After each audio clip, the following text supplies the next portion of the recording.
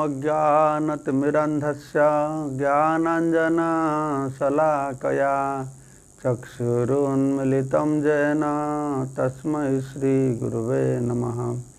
नमो विष्णुपदाय कृष्णप्रेष्ठाय भूतले श्रीमते भक्तिवेदान्त स्वामिने इति नामिने। नमस्ते सारस्वती देवे गौरवाणी प्रचारिणे निर्विशेष शून्यवादी पाश्चात्य देशतारिणे। वाञ्छाकल्पतरुभ्यश्च कृपा सिन्धुभ्यैव च पतितानां पावनेभ्यो वैष्णवेभ्यो नमो नमः। जय श्री कृष्ण चैतन्य प्रभु नित्यानंद श्री अद्वैत गदाधर शिवासादि श्री गौर भक्तवृंद। हरे कृष्ण कृष्ण कृष्ण हरे हरे, हरे राम राम राम हरे हरे।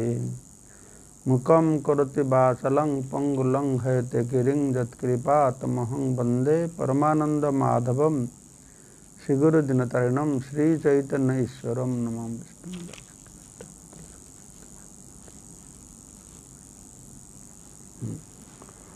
हरे कृष्ण।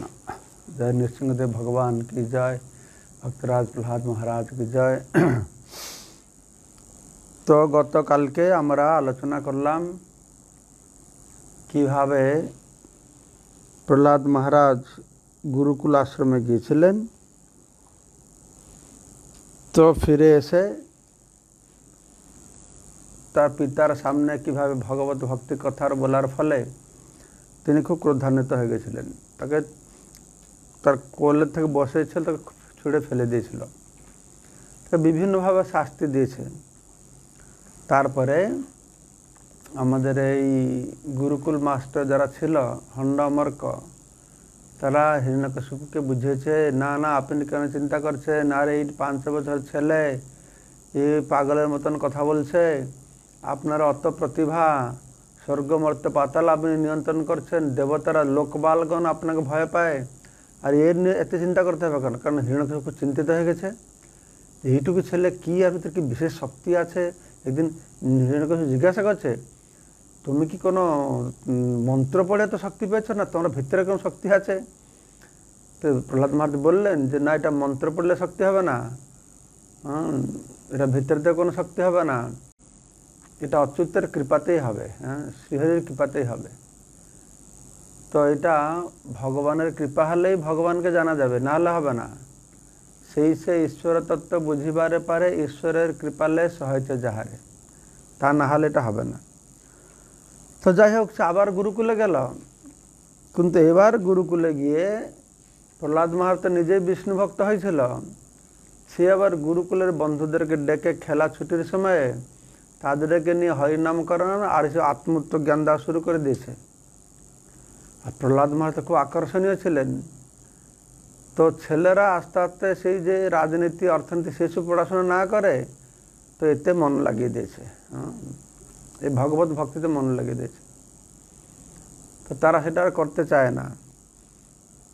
তো ব্যাপার হচ্ছে, আমরা তো পড়াশোনা করি, যারা স্কুল কলেজে পড়াশোনা করি, ভগবত ভক্তিতে আসলে আর পড়াশোনা করতে ইচ্ছা হয় না। তো আমাদেরকে ফোর্স করি, আমরা ছেলেদের ফোর্স করি, না ভালো করে পড়াশোনা করো, পরীক্ষায় পাস করো, চাকরি করো, তারপর ব্রহ্মচারী হবে। কিন্তু তখনকার সময় এই সিস্টেম ছিল না। তখন পড়াশোনা ভগবত ভক্তির যে স্বাদ অনুভব করবে, তারা পড়াশোনায় মন লাগবে। আমার নিজের অনুভূতি আছে, আমি কলেজে পড়তাম, প্রভুপাদের বই পড়া শুরু করলাম, আমার কোনো দিনে সেই সব পড়াশোনা করতে ইচ্ছাই হতো না, মনে লাগতো না। লুকিয়ে লুকিয়ে উপরে দাদাকে দেখাবার জন্যে হয়তো বই রাখতাম, কলেজ বই, আর নিচে ভাগবত বই রাখতাম। আমার মনে আছে, দাদা কেউ ঘরে লোক ঢুকে বললে উপরে বইটা রেখে দিতাম, আর চলে গেলে আবার নিচে বাইরে ভাগবতটা পড়তাম বসে বসে। তো এই একটা অদ্ভুত। তো এখনই অবশ্য সামাজিক অবস্থা নিয়ে আমাদের চলতে হচ্ছে।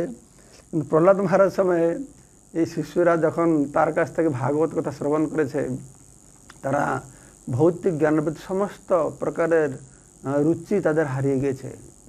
তদ্রসামৃত তৃপ্ত সে নান্যত্র সাত্রতি কুচিত বলা হয়েছে না, সর্ব বেদান্ত সারমি শ্রীমদ্ ভাগবত মিশ্যতে তদ্রসামৃত তৃপ্ত সে নান্যত্র সাত্রতি কুচিত। সেই ভাগবতের কথা, ভগবানের কথা যদি কেউ আস্বাদন করে, তার অন্য কোনো ভৌতিক জ্ঞানের প্রতি মতিগতি হবে না, রুচি থাকবে না। তো এইরকম হয়ে গেছে অবস্থা। আর শুক্রাচার্যের পুত্র ষণ্ড অমর্ক তারা যখন দেখছে যেরকম প্রহ্লাদ মহারাজের সঙ্গের প্রভাবে, এটা শ্রীমদ্ ভাগবতম 8ম অধ্যায় পেজ নম্বর 351। তো তখন তারা ভয় পেয়ে গেছে। আর ইয়ে তো একাই যা ভক্ত হয়েছিল, তো আবার সবাইকে ভক্ত করা শুরু করে দিয়েছে। তখন এসে হিরণ্যকশিপুকে বলছে, কোনো একটা পুরাণে বলা হয়েছে, তারা বলছে তোমার ছেলেদের হবে না, তুমি ওকে বাড়িতে রাখো, যেই দিন এই কৃষ্ণ ভক্তি এসে এখানে না বলবে সেই দিন তাকে স্কুলে পাঠাবে। আবার হিরণ্যকশিপুকে ওরা চার্জ করছে তারা। আর যাই হোক, ভাগবত বর্ণনা অনুসারে যখন ষণ্ড অমর্ক এসে হিরণ্যকশিপুকে কথা স্থাপন করছে, সে একদম শুনে ক্রোধান্বিত হয়েছে, কারণ হিরণ্যকশিপু চিন্তা পড়ে গেছে।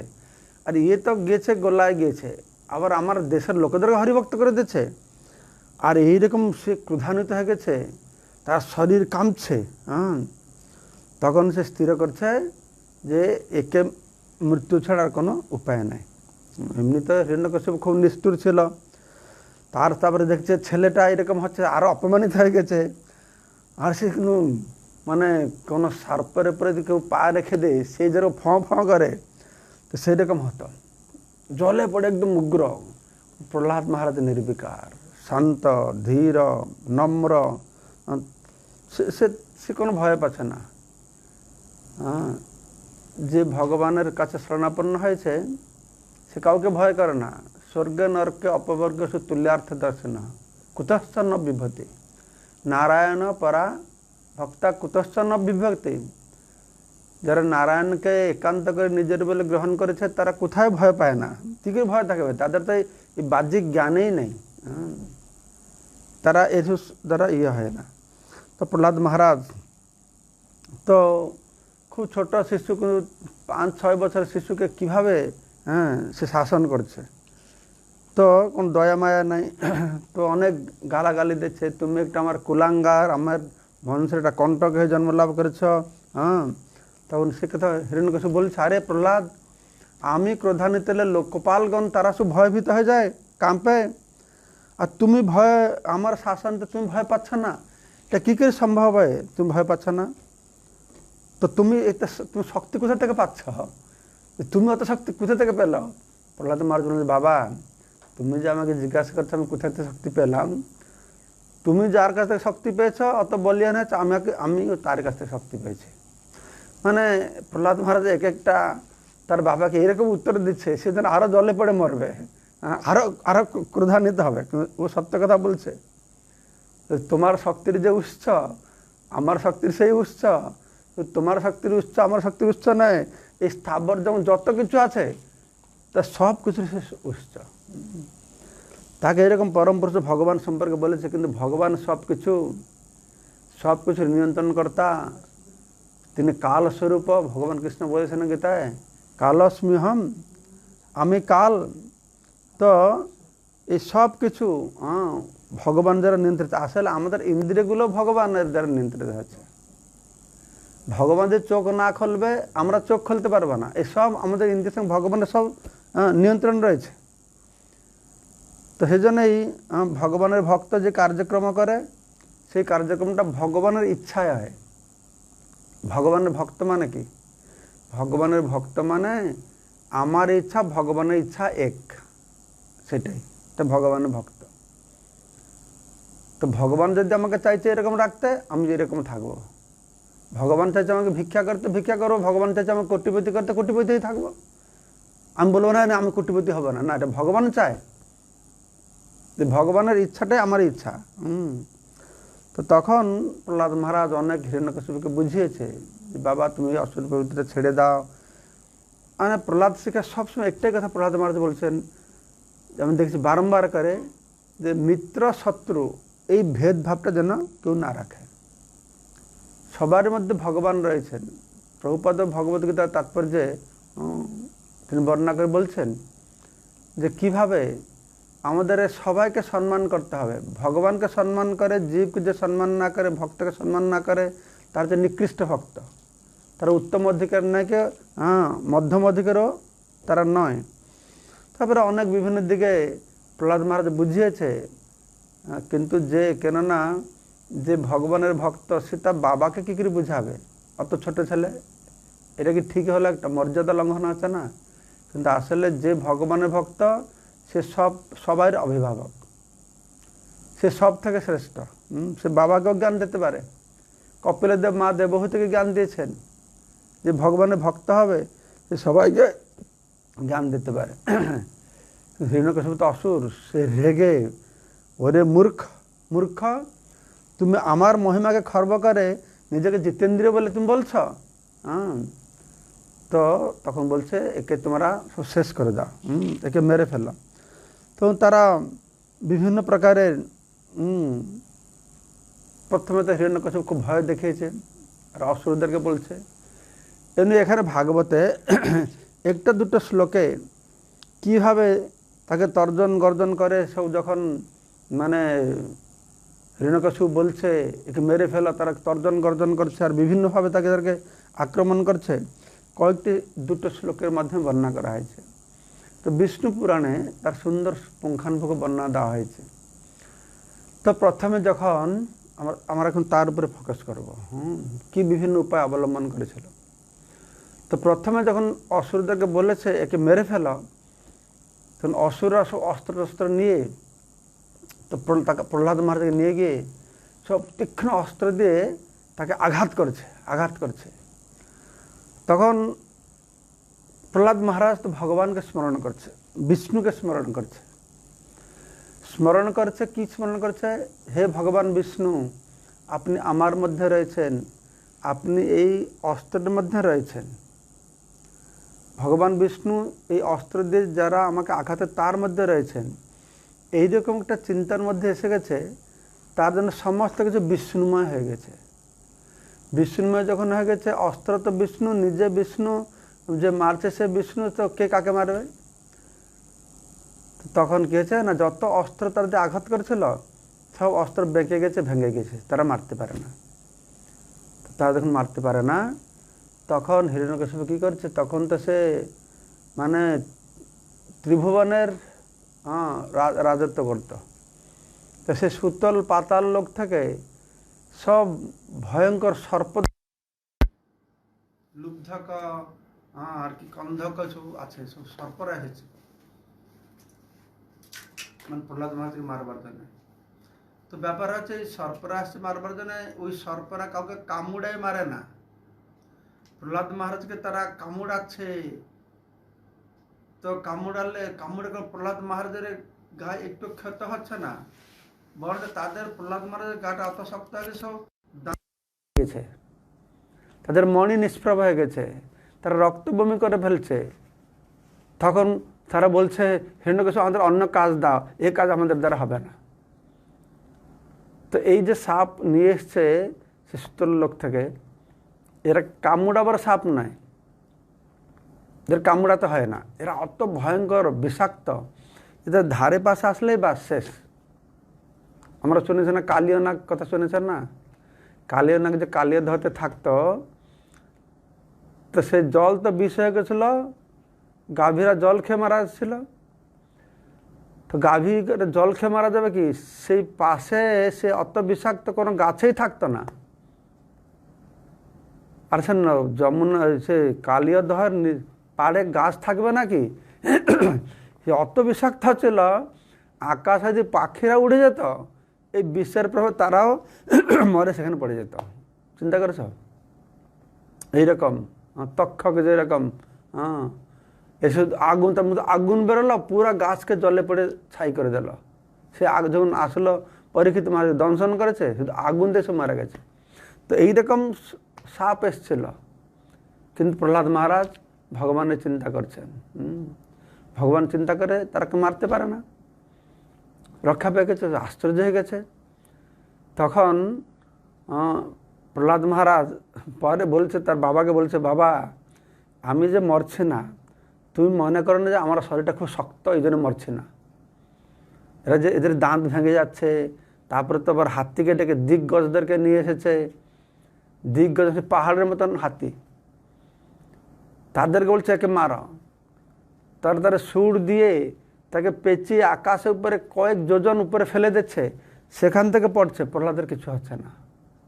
তাদের পা দিয়ে চাপটাচ্ছে, কিছু হচ্ছে না। তাদের দুটোকে দাঁত দিয়ে, দুটো হস্তে দাঁত দিয়ে চাপাচ্ছে, কিছু হচ্ছে না। তো প্রহ্লাদ মহারাজ বলছে, বাবা তুমি মনে করো না যে আমি খুব শক্তিশালী বলে মরছি না, না তা নয়, আমাকে অচ্যুত রক্ষা করছেন বলে মরছে না। এই যে সবসময় নিজের অহংকার নেই, অচ্যুত আমাকে রক্ষা করছেন। তো এভাবে অস্ত্রের দ্বারা মরল না, তখন সাপের দ্বারা মরল না, হাতির দ্বারা মরল না। আর সব সময় সে ভগবানের এক একটা বিশেষ নামকে স্মরণ করছে। আমি ধারাবাহিকভাবে বলতে পারছি না, কখন বিষ্ণুকে স্মরণ করেছে, কখন অনন্তকে স্মরণ করেছে, কখন ত্রিবিক্রমকে স্মরণ করেছে। এক একটা বিপদে এরকম আছে, আমার কাছে একটা মন্ত্র আছে যে কোন বিপদে পড়লে ভগবানের কোন নামকে স্মরণ করতে হবে, এরকম একটা মন্ত্র আছে। আগুন পড়ে গেছে তো কাকে তুমি স্মরণ করবে, জঙ্গলে কাকে স্মরণ করবে, জলে কাকে স্মরণ করবে। এক একটা ভগবানের একটা বিশেষ নাম বিশেষ জায়গায় স্মরণ করতে হয়। তো সাপের মারতে পারলো না, তখন ও রেগে যে একে পোড়ে ছাই করে দেব। তখন অনেকগুলো কাঠ জোগাড় করেছে, কাঠ জোগাড় করে সেখানে আগুন ধরিয়েছে, বলছে ওকে আগুন ভিতরে ফেলে দাও, বাস সেখানে মারা যাবে। তো আগুন ভিতরে ফেলে দিয়েছে, তো অগ্নি দেবতাটাকে ধারণ করে রেখেছেন। আর কিছু পর ও তো ভাবছে মারা গেছে, আর প্রহ্লাদ বলছে, বাবা আমি তো মরছি না, আমি খুব ঠান্ডা লাগছে এখানে, মনে যেন চারপাশে প্রচুর পদ্ম ফুল আমার রাখা হয়েছে এখানে। তখন সেখান থেকে বাহির করেছে। তো হিরণ্যকশিপু আশ্চর্য, কী ব্যাপার, মরছে না কেন? তখন ষণ্ডমার্ক ব্রাহ্মণরা বলছে, না না, ওকে অত কষ্ট দেও না, এবার আমরা ওকে নিয়ে যাই, এবার নিয়ে ওকে বুঝাবো, তোকে ভালো করে দেবো, আরেকবার চেষ্টা করা হবে। তো নিয়ে গেছে, তো চেষ্টা করে কি তাদের চেষ্টা করবে কি, তারা চেষ্টা করে, তারা পারে না, আবার তাদের জ্ঞান দিতে গিয়েছে। তখন হিরণ্যকশিপু বলছে, এটা তো হচ্ছে না, একে হিরণ্যকশিপু বলছে বিষ দিয়ে দাও, ওকে বিষ দিয়ে দাও। তখন কালকুট বিষ না হলা বিষ কি আছে যে রান্না করে সুপকারকে বলে দিয়েছে, ওকে বিষ দিয়ে দাও। তো প্রহ্লাদ মহারাজ তো যা খায় ভগবানকে অর্পণ করে খায়, আর ভগবান তো বিষ জীর্ণ করতে পারবে না, কিন্তু অপাপ বিধম সব কিছু জীর্ণ করতে পারবে। আর ভগবানকে দিয়ে যখন এটা খেয়েছে, আর সব তার বিষও সব জীর্ণ হয়ে গেছে। তো তখন যারা রান্না করতো তারা এসে হিরণ্যকশিপুকে বলছে, আরে আমরা তো বিষাক্ত দিলেন যে তো কিছুই হলো না, সে আরও ভয় পেয়ে গেছে। মানে যত প্রকারের চেষ্টা করছে মরছে না, এই আরও বিভ্রান্ত হয়ে যাচ্ছে, আরও উদ্বিগ্ন হয়ে যাচ্ছে যে মরছে না কি করে। তখন সে ব্রাহ্মণরা নিয়ে গেছে, বলছে ব্রাহ্মণরা যখন নিয়ে গেছিল বলেছিল, যদি এইবার আমাদের কথা অনুসারে না করে তাহলে তোমাকে আর মারার চেষ্টা করতে হবে না, আমরা মন্ত্র পাঠ করে এটা কৃত্যা সৃষ্টি করব, মানে কৃত্যা একটা দানব সৃষ্টি করবো, কিছু একটা অদ্ভুত, যে খুব প্রভাবশালী, মেরে ফেলবে। তো তবুও হচ্ছে না, বিষ দিয়ে মরল না। তখন হিরণ্যকশিপু বলল, তাহলে ঠিক আছে, তোমার এইবার একে নিয়েও কৃত্যা সৃষ্টি করো, কৃত্যা দিয়ে একে মারো, কৃত্যা। একটা ভূত প্রেত যেরকম আছে না, বেতাল আছে, কৃত্যা আছে একটা। তো তখন গিয়ে ব্রাহ্মণরা আবার শেখাতে চেষ্টা করছে, তোর পরিবর্তন হচ্ছে না। তখন ওরা মন্ত্র পাঠ করে এটা কৃত্যা সৃষ্টি করছে, আগুনের মতন একটা বিরাট কায় জন্তু একটা সৃষ্টি করেছে, হাতে ত্রিশূল ধরেছে।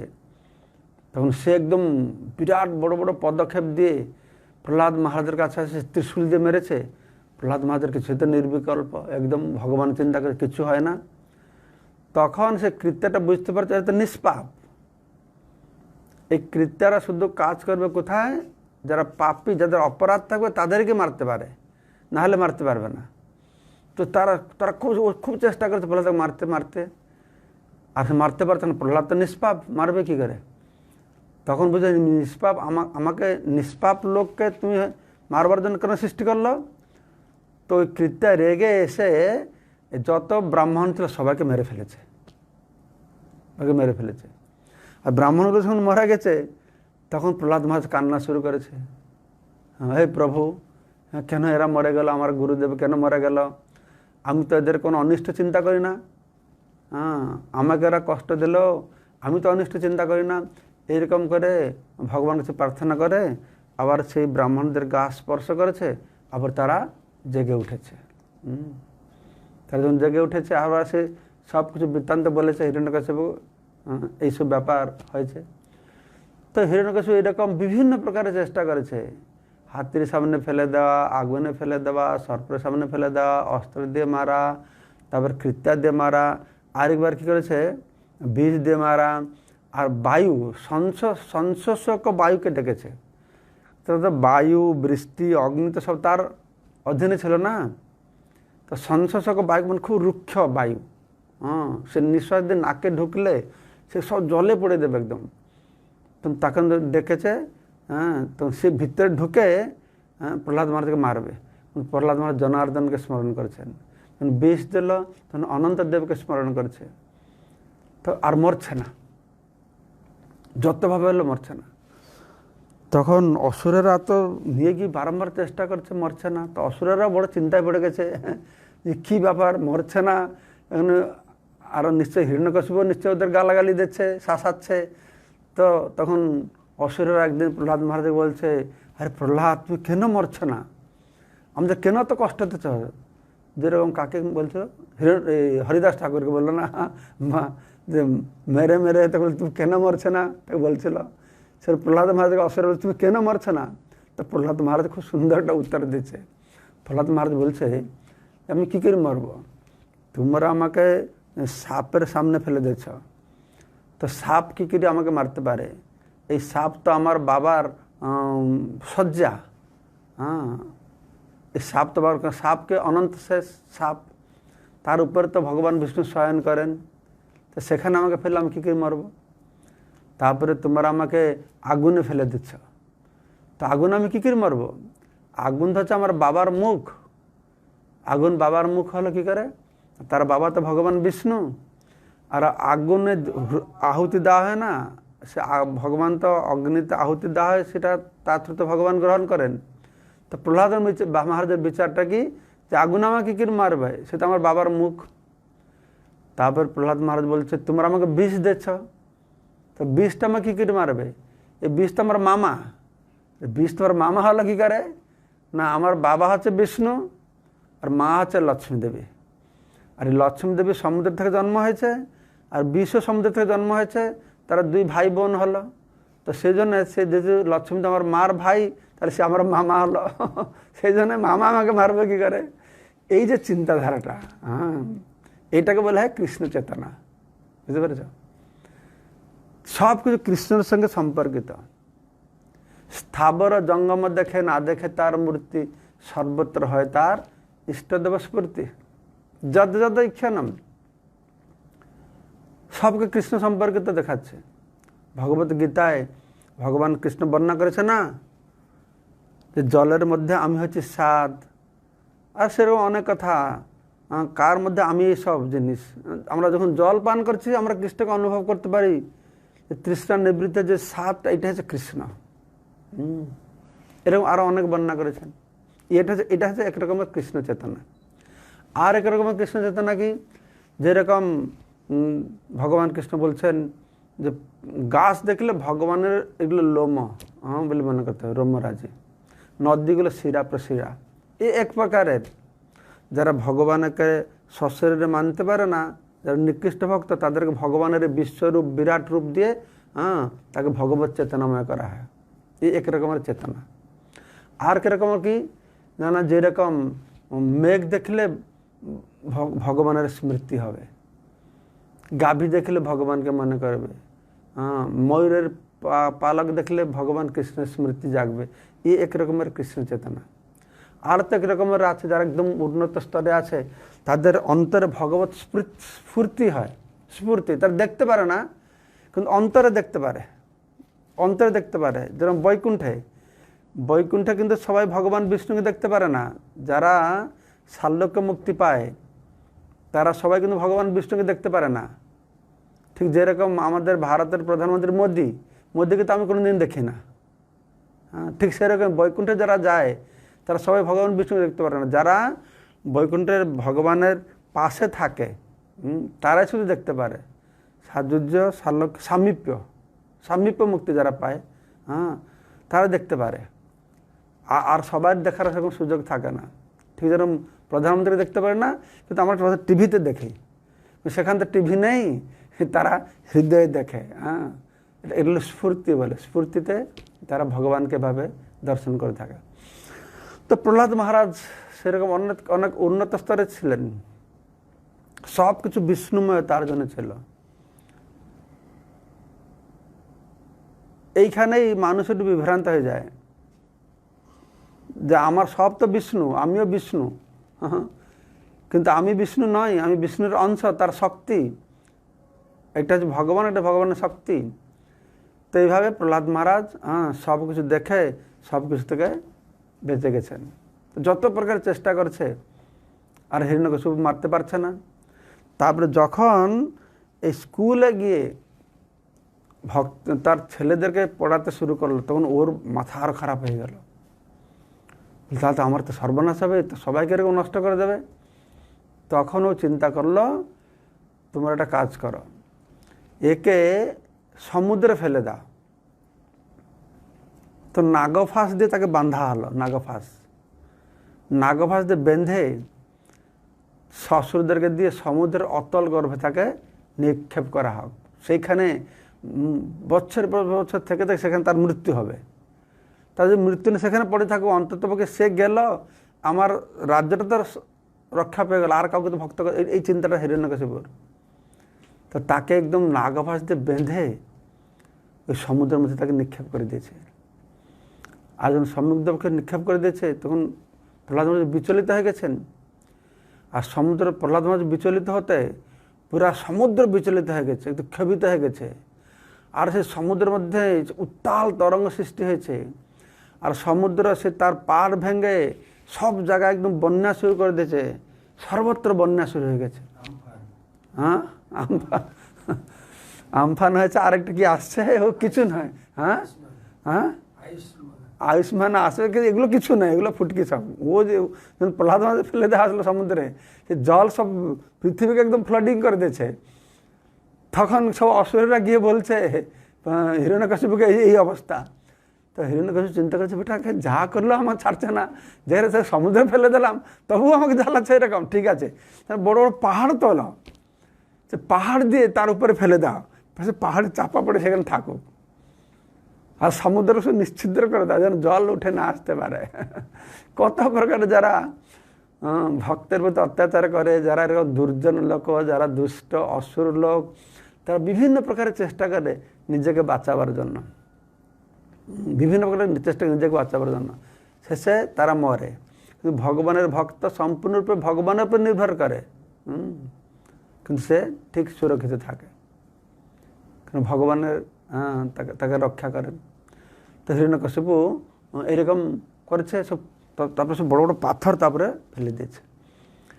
আর সে অতল সমুদ্রের মধ্যে পাথরের নিচে প্রহ্লাদ মহারাজ হরিস্মরণ করছেন, গায়ত্রী করছেন, সব কিছু হচ্ছে। তখন এটা কি হয়েছে, প্রহ্লাদ মহারাজ এটা অহংগ্রহ উপাসনা করেছেন। বিষ্ণু পুরাণের বর্ণনা অনুসারে এই অহংগ্রহ উপাসনাটা কিন্তু ভালো নয়, এটা একটা নিকৃষ্ট। আমি কোথায় পড়েছি, শ্রীল জীব গোস্বামী লিখেছেন, এই জন্য নাকি প্রহ্লাদ মহারাজ পরে খুব দুঃখ পেয়েছেন যে আমি কেন এরকম করলাম। তো সেটা থেকে অহংগ্রহ উপাসনা কি, উনি চিন্তা করেছেন যে আমি ভগবান বিষ্ণু থেকে অভিন্ন, ভগবান অনন্ত, আমি অনন্ত, ভগবানের অনন্ত শক্তি, আমার অনন্ত শক্তি, এই একটা চিন্তাধারা বর্ণনা। আর তিনি বিষ্ণুকে ধ্যান করছেন। যাই হোক, তিনি সব কিছু বিষ্ণু দেখেছেন, আর অত শক্তি তার মধ্যে, ভগবান বিষ্ণুর সমস্ত শক্তি আধান হয়েছে, আর অত শক্তি তার মধ্যে হয়ে গেছে, তার উপরে যে চাপা যে পাহাড়গুলো ছিল প্রথমত সেই শক্তির প্রভাবে কী হয়েছে, এই নাগফাঁসগুলো সব ফেটে খণ্ড খণ্ড হয়ে গেছে, খুলে গেছে। আর তারপর যে পাহাড়গুলো যে পড়ে চাপা দেওয়া হয়েছিল, তো প্রহ্লাদ মহারাজের শরীরের মধ্যে অত শক্তি হয়েছে, সে বড় বড় পাহাড়গুলো সব ছিটকে পড়েছে, সে সমুদ্রতে বেশ ছিটকে সব বিভিন্ন জায়গায় গিয়ে পাহাড়গুলো সব পড়া শুরু করেছে। তখন প্রহ্লাদ মহারাজ আবার ফিরে আসছেন। রাস্তায় কোনো একটা পুরাণে বর্ণনা আছে, রাস্তায় ভগবান দর্শন দিয়েছেন, নীল ভগবান বিষ্ণু দর্শন দিয়েছেন, তাকে বরদান দিয়েছেন, কিছু কিছু দেখা হয়েছে, লেখা হয়েছে। যাই হোক, ব্যাপার হচ্ছে বিভিন্ন পুরাণে বিভিন্ন প্রকার লেখা হয়েছে, তো সামঞ্জস্য রক্ষা করার একটা সমস্যা হয়। তারপরে সে সমুদ্র থেকে বেরিয়ে তো হিরণ্যকশিপুর প্রাসাদে এসেছে। হিরণ্যকশিপুর রাজ সিংহাসনে বসে আছে। সে বাবা নমস্কার, ধন্যবাদ। হ্যাঁ, তুই এখনই বসে আছিস? সে বুঝতে পারে না যে সে তো হয়তো হিরণ্যকশিপু মারা গেছে। তো বাবা ধন্যবাদ, সে আশ্চর্য হয়ে গেছে। তখন ব্যাপার হচ্ছে যত ক্রোধান্বিত হলেও, যত রাগ করলেও ছেলে না, ছেলে বদমাশ হলে বাবা তাকে কত শাস্তি দেয়, কত গর্জন টর্জন করে, কিন্তু ছেলের প্রতি একটা আলাদা স্নেহ থাকে না। তো প্রহ্লাদকে অত করে যে মরা যায় না, তার পুত্র স্নেহ রয়েছে, আর সঙ্গে সে খুব আনন্দের কোল করেছে, তা ঘ্রাণ করছে, চুম্বন দিচ্ছে, এরকম করছে। কিন্তু সেরকম করলে কি হবে? কিন্তু ভিতরে তো সে বিষ্ণুদ্রোহী, পুত্রকে ভালোবাসে কিন্তু বিষ্ণুদ্রোহী। যেরকম আমরা দেখি আমাদের সমাজে অনেক তাদের ছেলেকে ভালোবাসে কিন্তু ভগবানকে ভালোবাসে না। ছেলেকে আমরা দিয়ে দাও, ওখানে আমার ছেলেকে তোমরা নিয়ে যাবে না, কিন্তু ভগবানকে ভালোবাসে না। তো এর সেরকম প্রহ্লাদের প্রতি স্নেহ মমতা ছিল, আসক্তি ছিল, কিন্তু বিষ্ণুদ্রোহী বলে ও প্রহ্লাদকে দেখতে পারত না। তখন এইটা বিষ্ণু পুরাণে বর্ণনা করা হয়েছে। তো এখন আমি কন্টিনিউ করবো ভাগবত থেকে। তো এইভাবে প্রহ্লাদ মহারাজ যখন ফিরে এসেছে, আরও আবার হিরণ্যকশিপু চেষ্টা করছে, গুরুকুলে পাঠাতে চেষ্টা করছে। একবার হিরণ্যকশিপু কী করছে, যে মন্ত্রীর যে ছেলেরা ছিল তাদেরকে ডেকে বুঝিয়ে বলেছে, তোমরা প্রহ্লাদকে বুঝাও। তো মন্ত্রীর ছেলেরা কী করছে, মন্ত্রীর সেনাপতি প্রহ্লাদকে বুঝিয়েছে, আর প্রহ্লাদ তুমি কেন এরকম করছো, দেখো তুমি অত বড় রাজ্য পাবে, এটা পাবে সেটা পাবে, আর প্রহ্লাদ মহারাজকে রাজ্যের লোভে লোভ আছে নাকি? তো প্রহ্লাদ মহারাজ তো চিন্তাধারা আলাদা, তো সে প্রভাবিত হয় না। তখন হিরণ্যকশিপু কী করছে, একদম ক্রোধান্বিত হয়, ও তর্জন গর্জন করছে। তো তর্জন গর্জন করে তাকে বলছে যে তুমি যে তো বিষ্ণু বিষ্ণু করছ, তো সে বিষ্ণু কোথায়? তো বলছে বিষ্ণু সর্বত্র বিদ্যমান রয়েছেন, সব জায়গায় আছেন। তো সব জায়গায় আছেন, এই খম্বার মধ্যে আছে? তখন প্রহ্লাদ বলছে হ্যাঁ, এই খম্বার মধ্যে আছে। তখন উঠেছে একদম তর্জগর্জ করে। আসলে প্রহ্লাদ মহারাজ বলল এই খম্বার মধ্যে আছে। আমাকে যদি কেউ জিজ্ঞাসা করে যে ভগবান, আমি বলছি, আমি যখন ক্লাস দিচ্ছি ভগবান সর্বত্র বিদ্যমান, সব জায়গায় আছেন, তো কেউ যদি আমাকে বলে ভগবান এই খুঁটির মধ্যে আছে, আমি ফিলোসফি জানি, ফিলোসফি দিয়ে বলবো হ্যাঁ ভগবান খুঁটির মধ্যে আছে, কিন্তু আমি সত্যি কি জানি আছে? আমি ভগবানকে দেখেছি সেখানে, খুঁটির মধ্যে ভগবানকে দেখেছি, কিন্তু বইতে বলছে আমি বলে দিলাম। কিন্তু প্রহ্লাদ মহারাজ এই যে জ্ঞান দিয়ে বলে দেয় না যে হ্যাঁ হ্যাঁ খুঁটির মধ্যে আছে। আসলে কি হয়েছে, কোনো একটা পুরাণ আমি পড়েছি, যখন হিরণ্যকশিপু জিজ্ঞাসা করছে এই খম্বার মধ্যে কি তোমার ভগবান আছে, বিষ্ণু আছে, তখন নাকি নৃসিংহদেব আবির্ভূত হওয়ার আগে এই খম্বা থেকে বেরিয়ে এটা মুখ দেখাচ্ছে প্রহ্লাদ মহারাজকে, এই আমি আছি এখানে, কোনো চিন্তা নেই তোমার। তো প্রহ্লাদ দেখো, হ্যাঁ এই তো দেখতে পারছি আমি আছে। প্রহ্লাদ মহারাজ দেখতে পারছে, কিন্তু এরা দেখতে পারে না, এরা দেখতে পারে না। কিন্তু কেননা প্রহ্লাদ মহারাজকে দর্শন দেবে তো ভগবান তো ভক্তিতে দর্শন দেবে না। ভগবান ভক্তকে দর্শন দিচ্ছে, অসুরকে দর্শন দিচ্ছে, দুজনেই দর্শন পাচ্ছে না, শুধু ভক্ত দর্শন পাচ্ছে তা নয়। কিন্তু ভক্তর দর্শনটা কীরকম? প্রেমাঞ্জন ছুরিত ভক্তি বিলোচনেন সন্ত সদৈব হৃদয়েষু বিলোকয়ন্তি যঙ্গে শ্যাম সুন্দরম অচিন্তম গুণ স্বরূপম গোবিন্দং আদি পুরুষং তমহং ভজামি। ভগবান ভক্তের দৃষ্টিভক্তিকে প্রেম প্রেম অঞ্জন দ্বারা প্রেম দৃষ্টিতে দেখছে, তো তাকে একরকমের দর্শন দেবে, আর অভক্তদেরকেও দর্শন দেবে। হ্যাঁ, এবং তাদেরকে মহাকাল তার বিভৎস রূপ। তো ভগবান নৃসিংহদেব প্রহ্লাদ মহারাজকে রূপে দর্শন দিল। হ্যাঁ, আর তার বাবা যখন সে ক্রোধে গিয়ে কী করছে, হ্যাঁ, সে সিংহাসন থেকে উঠে মহাক্রোধে সেই স্তম্ভে একটা ঘুষি লাগিয়েছে। এখানে লেখাতে ঘুষি লাগিয়েছে, কোথায় বলা আছে অস্ত্র দিয়ে আঘাত করছে। আঘাত করছে তো বিরাট আওয়াজ একটা আসছে, বিরাট আওয়াজ। হ্যাঁ, সে মানে আওয়াজ আসছে মানে এরকম যেন ব্রহ্মাণ্ড ছিন্ন ভিন্ন হয়ে যাবে। তখন সেই শব্দ একদম ব্রহ্মলোকে গিয়ে পৌঁছে গেছে। ব্রহ্মলোকে পৌঁছে তারা শুনতে হায় হায় এই গ্রহগুলো সব মনে হয় নষ্ট হয়ে যাবে, হ্যাঁ, বিনষ্ট হয়ে যাবে, এরকম চিন্তা করছে। তখন হিরণ্যকশিপু তার এরকম পরাক্রম দেখিয়ে যখন আঘাত করছে, প্রচণ্ড ধ্বনি শব্দ হচ্ছে। হ্যাঁ, পূর্বে এরকম শব্দ শোনা যায় না, সব অসুরেরা ভয়ভীত হয়ে গেছে, কিন্তু কেউ বুঝতে পারছে না এই শব্দটা যে কোথা থেকে আসছে। হ্যাঁ, কেউ ধরতে পারছে না।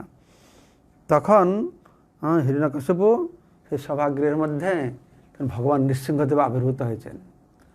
তো নৃসিংহদেব আবির্ভূত হলে হিরণ্যকশিপু দেখছে, আরে এই কী রে ব্যাপারটা অদ্ভুত, অর্ধেক মান তাকে একটা পশু বলে মনে হচ্ছে, সে ভগবান বলে মনে হচ্ছে না। অবশ্য অন্তর মনে করছে মায়াবী, মায়ারূপ নিয়ে এসছে বিষ্ণু, কিন্তু সে মনে করছে অর্ধেক পশু অর্ধেক মানুষ। হ্যাঁ, তো এইরকম একটা কী রূপ, এই রূপটি ছিল না মানুষ না সিংহের।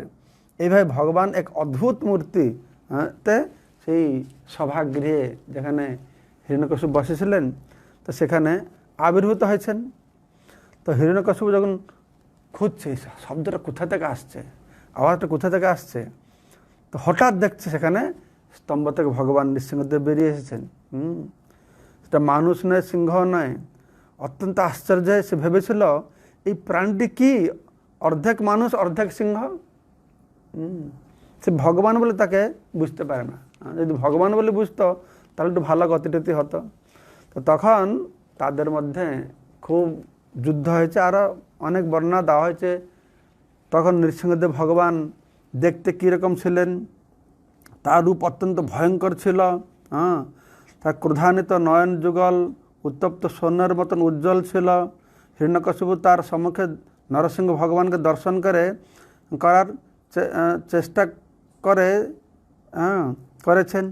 আর তার দীপ্ত কেশর তার ভয়ঙ্কর মুখমণ্ডলকে বিস্তার করেছিল। তার দাঁতগুলো খুব ভয়ানক দেখতে লাগছিল। তার জিহ্বাটা একদম ক্ষীরধার খড়গের মতন ছিল। তার কর্ণযুগল নিশ্চল, তার মুখ ও নাসিকা পর্বতের গুহার মতন ছিল।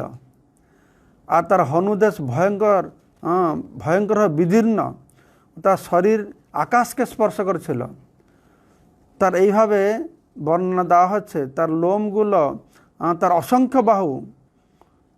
অসংখ্য বাহু সেনাবাহিনীর মতো চতুর্দিকে বিস্তৃত হয়। শঙ্খ চক্র গদা পদ্ম বিভিন্ন প্রকারের অস্ত্র তিনি ধারণ করেছিলেন। তো তখন হিরণ্যকশিপু বলছে, এই মায়াবী বিষ্ণু এসছে আমাকে হত্যা করতে, আমাকে কী মনে করছে? কারণ সে তো খুব অহংকারী ছিল। তো অনেক যুদ্ধ হয়েছে, যুদ্ধ তো হয় না, তার সঙ্গে যুদ্ধ হচ্ছে।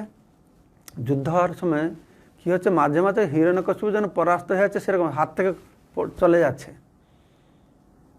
তো তখন দেবতার চিন্তায় পড়ে যাচ্ছে, আরে কী হলো, মানে দেবতাদের এটা ভরসা নেই যে ভগবান তোমার চিন্তা করছে কেন। তারা ভয় পেয়ে যাচ্ছে। তারা তো এসেছে যে ভগবান এসে গেছে, একে মেরে আমরা রক্ষা পাবো, আমাদের ভালো থাকবো। কিন্তু এইটুকু ভরসা নেই যে ভগবান এসেছে। যখন ভগবান হাত থেকে যেরকম একটা কি সাপ ইন্দুরকে ধরে, মাঝে মাঝে ইন্দুরকে ছেড়ে দেয়, তো সেই রকমের সাপ ইন্দুরকে মারার মতন তো হিরণ্যকশিপু মাঝে মাঝে ভগবান ছেড়ে দিয়েছিল। তখন কিন্তু দেবতার ভয় পেয়ে যাচ্ছে, আরে কী হলো, আর ভগবানকে হেরে যাওয়া নাকি, ভয় পাওয়ার কী আছে। তো এরকম করতে করতে তখন ভগবান নৃসিংহ ভগবান কী করেছেন, হিরণ্যকশিপুকে হেঁচড়ে হেঁচড়ে নিয়ে সে দরজার কাছে নিয়ে গেছেন। দরজার কাছে নিয়ে তাকে কোলে বসে তার হস্তের নখ দিয়ে তাকে বিদীর্ণ করেছেন। আর বিদীর্ণ করে সব রক্তগুলো তার মুখে টুকে সব লেগে গেছে, দেখতে খুব সুন্দর লাগছে বর্ণনা করা হচ্ছে। তার কেশের উপরে রক্ত হয়ে গেছে। আর সে নাড়ি ভুড়িগুলো সব নিয়ে সে মালা করে পড়ে আছে, কীরকম একটা রূপ না হবে সেখানে, তো মারিয়ে সেগুলো সব পড়ে আছে। তো নরসিংহ ভগবান কী করলেন, ব্রহ্মা যে অভিশাপ দিয়েছিলেন, সরি যে তাকে কী দিয়েছিলেন, বর দিয়েছিলেন, সে বর চাইছিল না আমি দিনে মরব না রাত্রে মরব না। আর কখন মরল, ভগবান সব রক্ষা করলো, দিনে মরল না রাত্রে মরল না, ঠিক গোধূলি লগ্নে সন্ধ্যার সময় তাকে মারল। ঘরে মরল না কি বাইরে মরব না, ঠিক আছে ঘরে মরব না বাইরে মরব না, তুমি দরজার কাছে মরো, তুমি আকাশে মরব না কি মাটিতে মরব না, আমরা কোলের উপরে মরো, আমি কোনো অস্ত্রের দ্বারা মরব না, তোমাকে নখে আমি বিদীর্ণ করবো। আর কি ছিল, আমার তোমার কোনো সৃষ্ট জীবের হাতে আমি মরব না। এই নরসিংহ সে মানুষের হাতে মরবে না, পশুর হাতে মরবে না, এ মানুষ নয় পশুও নয়, হ্যাঁ তোমার কোনো সৃষ্ট জীবের হাতে মরবে। মানে হিরণ্যকশিপু চালাকি করে না মরবার জন্য যতগুলি পরিকল্পনা করেছিল, লিস্ট দিয়েছিল, ভগবান কৃষ্ণ অত চালাক, সব কিছু ঠিকভাবে রেখে তাকে মেরে ফেলেছেন, তাকে বধ করেছেন। তো এইভাবে তার খুব সৌভাগ্য হলো, ভগবান তাকে পড়লে বসালো, বিদীর্ণ করে ভগবানকে সামনে দেখে মরছে। যেন হরিদাস ঠাকুর চাইছিলেন আমার জীবনের বাসনা আমি আপনার চরণ কমল হৃদয়ে ধারণ করব, শ্রীকৃষ্ণ চৈতন্য নাম করে তোমার মুখমণ্ডল আমার চক্ষুর সামনে আমি মৃত্যু হবে। তো এটা সেরকম মৃত্যু হলো, কিন্তু মনোভাবটি আলাদা ছিল। হ্যাঁ, প্রতিকূল মনোভাব ছিল, কিন্তু প্রতিকূল মনোভাব থাকুক বা অনুকূল মনোভাব থাকুক, ভগবান হাতে যে বধ হবে সে সমস্ত পাপ মুক্ত হয়ে যাবে। পরে যুধিষ্ঠির মহারাজ এর পূর্ণ বর্ণনা দেবেন। তুমি আমাকে এই যে প্রশ্ন, কারণ প্রশ্নটা ছিল সেটাই, পরীক্ষিত মধ্যে প্রথম প্রশ্ন ছিল তাই, ভগবান কী করে পক্ষপাতী করে। তো শুকদেব গোস্বামী যে যুধিষ্ঠির মহারাজ কে নারদ মুনি এই যে কাহিনীটা বলল, এই কাহিনীটা বলার পরে ফির পরীক্ষিত মহারাজকে বুঝাবেন, দেখো এইভাবে ভগবানের পক্ষপাতী কার প্রতি করে না। ভগবান অসুরটাকে বধ করলেও তাদের সদ্গতি হয়। তো এইভাবে বধ হয়ে গেল, অসুর বধ হয়ে গেল। অসুর বধ হয়ে যাওয়ার পরে তাদের হাজার হাজার সৈনিকরা এসে গেছে, আর অসুরের মানে হিরণ্যকশিপু বধ হওয়ার পরে হাজার সৈনিকরা এসে গেছে। আর ভগবান নরসিংহদেব উনি হিরণ্যকশিপুর সঙ্গে লড়াই করবে সেটা ঠিক আছে, কারণ হিরণ্যকশিপু তো সাধারণ অসুর নয়, জয় বিজয় বিরাট ব্যাপার, সে যোগ্য ব্যক্তি। ভগবান তার সঙ্গে লড়াই করে একটু আনন্দ পাবে, তাদের বাসনাকে সে পূর্ণ করলো, জয় বিজয় চাইছিল যে আমার প্রভু সব আনন্দ পায়, আর মল্লযুদ্ধ করার আনন্দ পায় না। তো ভগবান তার সঙ্গে যুদ্ধ করলো, আর এই সাধারণ অসুরদের সঙ্গে যুদ্ধ করবে নাকি। তো ভগবান কি করলো না, এরা সব অস্ত্র নিয়ে হাজার হাজার এসে গেছে। ভগবান নৃসিংহ সিংহাসন করে বসে, তার নখগুলো অত বড় বড় ছিল, সে নখ দিয়ে চুক চুক চুক এরকম করছে, আর সব অসুর শেষ, শুধু তার নখ খেতেই তারা শেষ। তাতে ভগবান নরসিংহদেবকে তার লড়াই করতে হয় না, অস্ত্র দিয়ে মারতে হয় না, হ্যাঁ শুধু নখ দিয়েই তার সবাইকে শেষ করে দিয়েছে। তো এখনই সমস্যা হয়ে গেছে কি, সব শেষ হয়ে গেল, সব আনন্দ, সে আকাশ থেকে সব পুষ্পবৃষ্টি করছে, দুন্দুভি বাজাচ্ছে, নৃসিংহদেবকে জয়গান করছে, জয়ধ্বনি দিচ্ছে। হিরণ্যকশিপু বধ হয়ে গেছে মানে বিরাট ব্যাপার না, সারা জগৎকে অতিষ্ঠ করে দিয়েছিল, দেবতাদের অবস্থা সব। মানে আমাদের বর্তমান সময়ে এই অসুরেরা যে ধর্মের প্রতি বিদ্বেষ করছে, মন্দির ভেঙে দিচ্ছে, অন্য ধর্মের অসুর মনোবৃত্তির লোকেরা বিগ্রহ ভেঙে দিচ্ছে, মন্দির ভেঙে দিচ্ছে, এইটা তো হিরণ্যকশিপু যখন ছিল তা তুললে কিছুই না। এটা মানে তাতে কত এরা অবস্থা খারাপ ছিল না সে সময়। হ্যাঁ, ভগবানের নাম নিতে পারবে না, মন্দির তো দূরের কথা, সব জায়গায় হিরণ্যকশিপুর মূর্তিকে পূজা করেছিল তারা, হিরণ্যকশিপুর জয়গান করছিল, সে সব কিছু কেন্দ্রে ছিল। আর সে যখন মারা গেল দেবতাদের কত না আনন্দ হবে, তো সব খুব আনন্দ হলো, তো সব তো আনন্দ হলো। কিন্তু নরসিংহ ভগবান খুব ক্রোধান্বিত হয়েছেন, এই যে তার ভক্তকে অত নির্যাতনা করা হচ্ছে, তো ভগবান সহ্য করছে। তো একটা সময় এসে গেছে, তো ভগবান তবে রে বেটা তোমাকে দেখবো বলে খম্ব থেকে বেরিয়েছেন। আমাদের মায়াপুর নৃসিংহদেব ভগবান এই স্বরূপটি তার।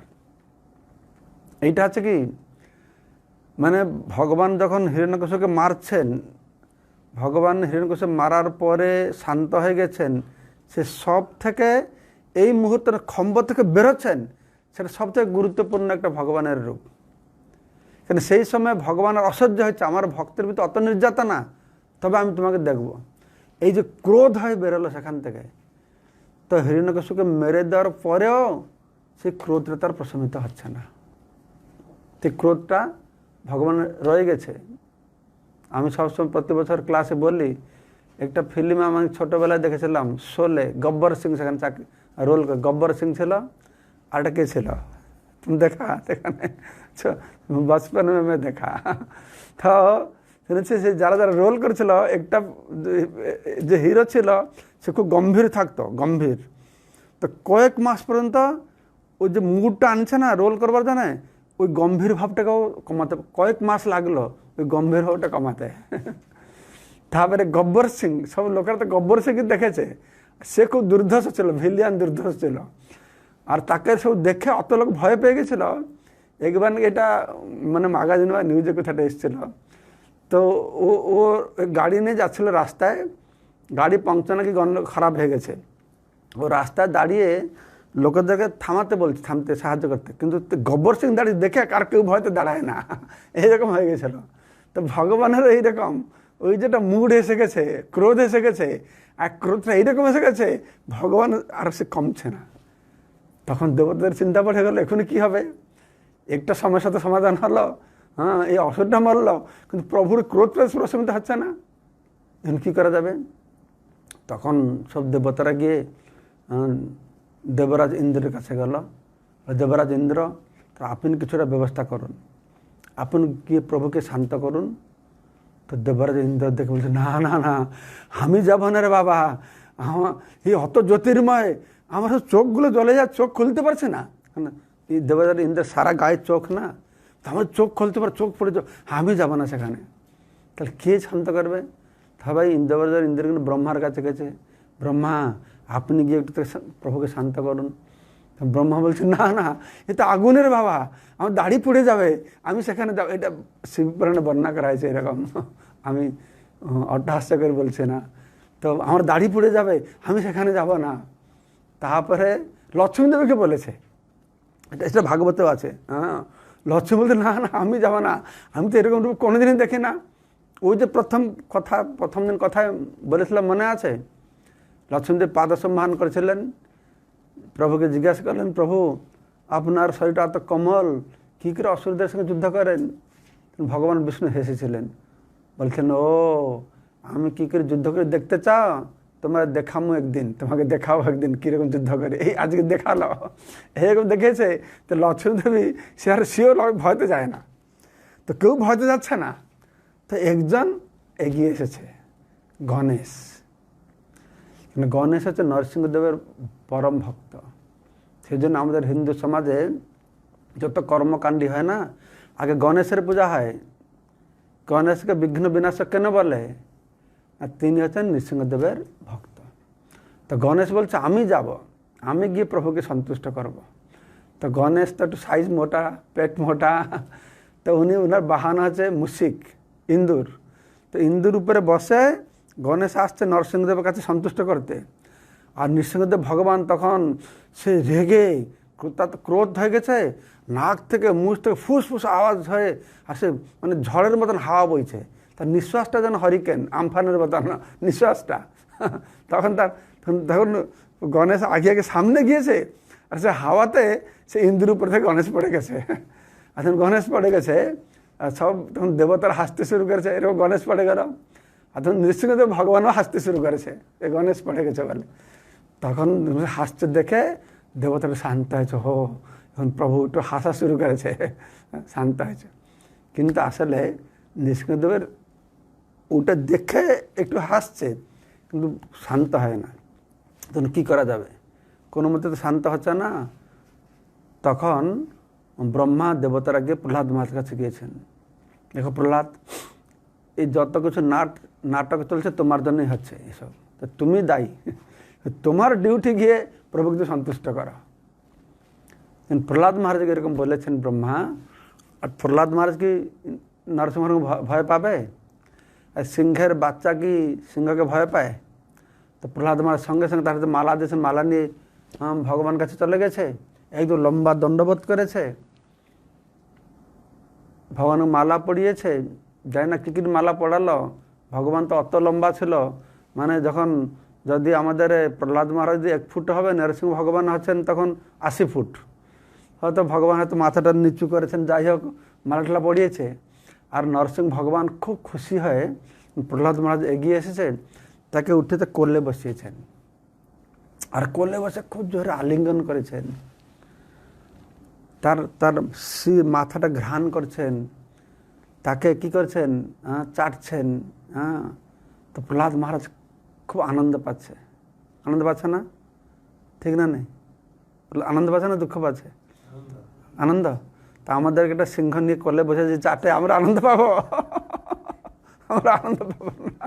কিন্তু প্রহ্লাদ মহারাজ সঙ্গে ভগবানের সেরকম সম্পর্ক, সে খুব সুরক্ষিত মনে করছে। কারণ সে তো ভগবানের সন্তান জানে, তো সে খুব নিরাপদ মনে করছে।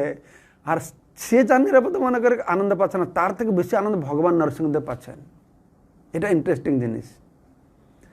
ভগবানের আর বেশি আনন্দ, ভক্তকে কোলে বসিয়ে তাকে তখন ভগবান প্রহ্লাদ মহারাজকে এরকম আলিঙ্গন করেছেন, তার হৃদয় স্পর্শ করেছে, তখন নরসিংহদেব ভগবান হৃদয় পুরো শান্ত হয়ে গেছে, একদম ঠান্ডা হয়ে গেছে।